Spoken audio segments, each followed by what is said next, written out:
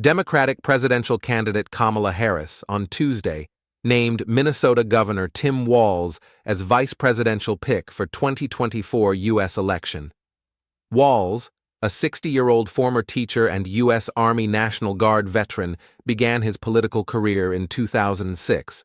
Before running for Congress, he was a social studies teacher in Mankato.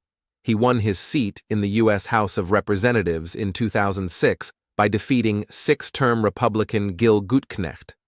The vice presidential candidate served for 12 years before becoming the governor of Minnesota on November 6, 2018. As governor, Walz has promoted a progressive platform that includes implementing free school meals, pursuing climate change initiatives, cutting taxes for the middle class, and expanding paid leave for workers in Minnesota. Walz was re-elected in 2022, defeating Republican nominee Scott Jensen. He was a vocal supporter of Joe Biden, especially after his poor debate performance amid growing calls for him to end his re-election bid. However, when Biden eventually dropped out, Walz endorsed Kamala Harris the following day. He has become a dependable, energetic, and sharp advocate for the presumptive Democratic nominee. Choosing Walz highlights the Harris campaign's strategy of focusing on the blue wall, states in the Midwest, for a path to victory. While Minnesota is slightly outside this region, Walz, a former high school football coach, has transformed into a progressive populist folk hero during his time in office.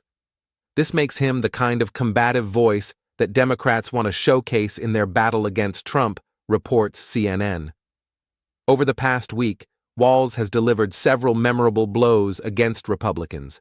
His most notable effort has been labeling the GOP, particularly the presidential ticket of Trump and Ohio Senator J.D. Vance, as weird dudes before sharply criticizing their political agenda.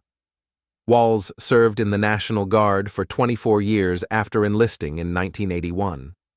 Throughout his military career, he had postings in Arkansas, Texas, the Arctic Circle, New Ulm, Minnesota, and other locations.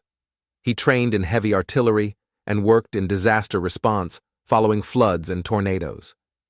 Although he was deployed overseas on active duty